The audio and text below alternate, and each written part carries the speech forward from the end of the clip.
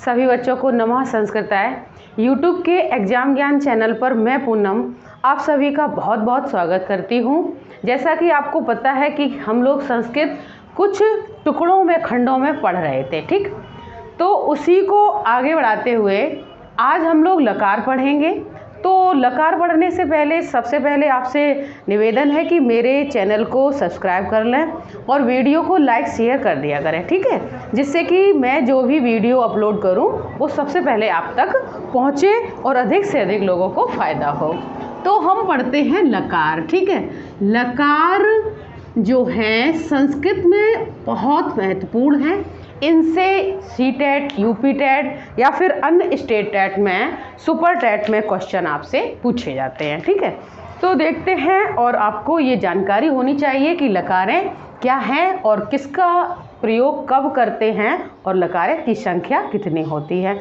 आगे बढ़ाते हुए देखते हैं कि आपसे पूछा जाए लकार, ठीक है। पहला क्वेश्चन है कि लकार की संख्या कितनी होती है। तो आप बताएंगे कि लकार की संख्या 10 होती है, ठीक है। लकार संस्कृत में कितनी होती हैं? 10 होती हैं। और जो लकारों में प्रत्यय लगाए जाते हैं वो तिंग प्रत्यय लगाए जाते हैं। कौन प्रत्यय लगाए जाते हैं बेटा?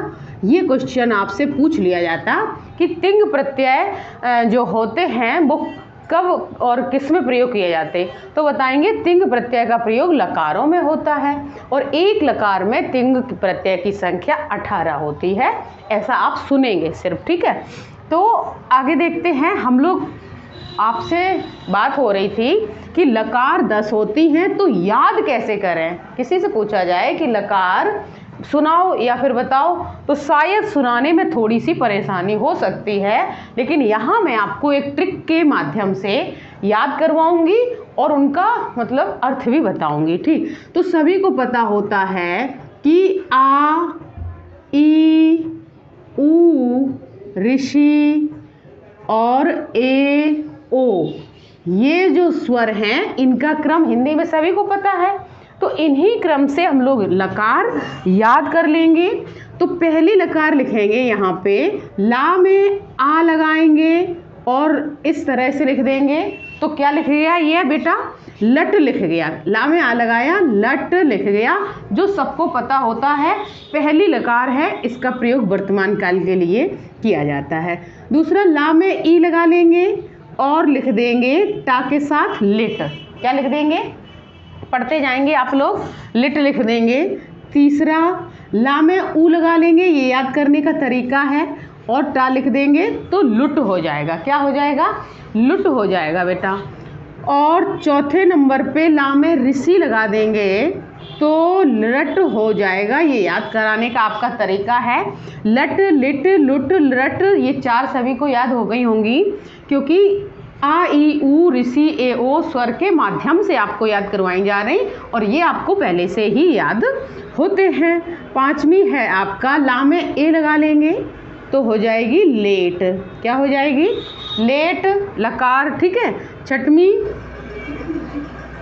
छठवीं, अच्छा, तो देखते हैं कि यहाँ पे पांचवी आपको दिखाई नहीं दे रही, सो इधर पे मैं लिख रही हूँ पांचवा नंबर ला में क्या लगाएंगे? ला में हमने ऋषि तक लगा लिया था, ला में लगाएंगे ए, हो जाएगा लेट, ठीक है।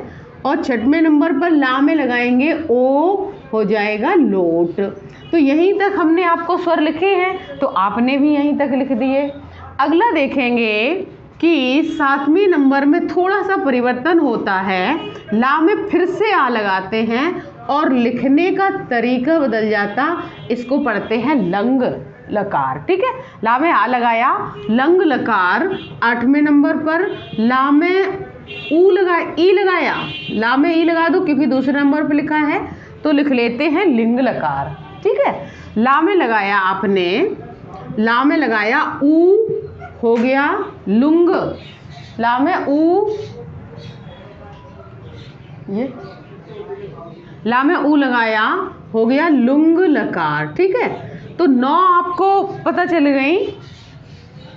आपने आगे देखना, ऋषि है, 10वें नंबर पर ला में ऋषि लगाया और लिख दिया रंग।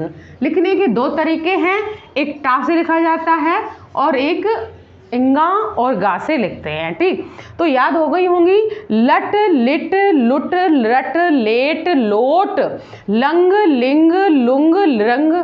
हमें 10 चाहिए थी तो हमारी यहाँ संख्या हो गई 10। तो इस तरह से हम इन 10 लकार को याद कर सकते हैं, पहला तरीका। दूसरी सबसे बड़ी बात, इसका प्रयोग कहाँ किया जाता, ये 10 को आपको याद करना है और किसी में भी आपसे पूछा जा सकता। लट लकार का प्रयोग वर्तमान काल के लिए किया जाता बेटा। किसके लिए किया जाता? वर्तमान काल के लिए, प्रेजेंट के लिए। ठीक है। लिट लकार का प्रयोग परोक्ष भूतकाल के लिए किया जाता है।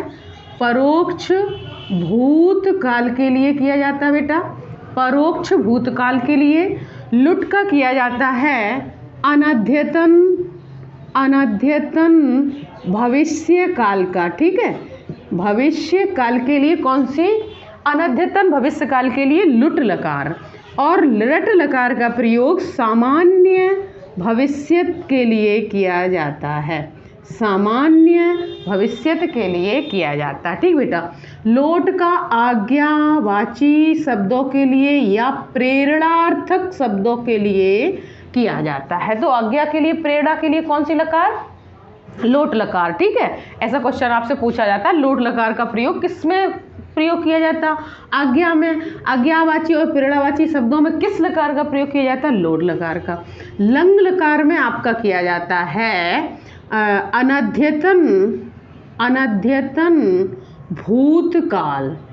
ठीक है, अनद्यतन भूतकाल।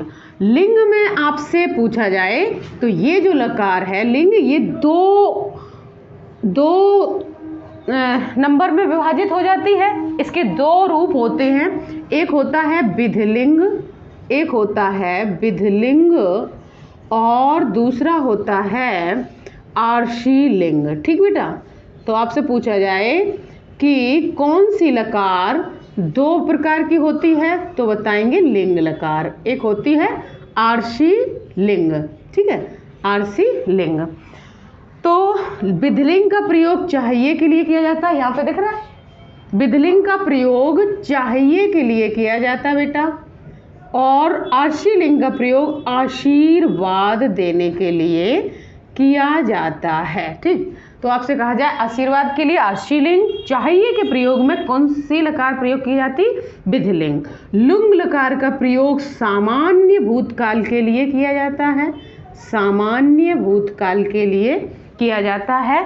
और लृंग लकार का प्रयोग हेतु मद हेतु, हेतु मद हेतु भूतकाल के लिए किया जाता है। ठीक है, तो यहाँ पे एक तो क्वेश्चन इन्हीं से बनते हैं। दूसरा ये हो सकता है कि भूतकाल के लिए कितनी लकारें होती हैं, तो आपने देखा परोक्ष भूतकाल लिखा है और सामान्य भूतकाल लिखा है, हेतु मद हेतु भूतकाल लिखा, अनद्यतन, तो 4 हो गई।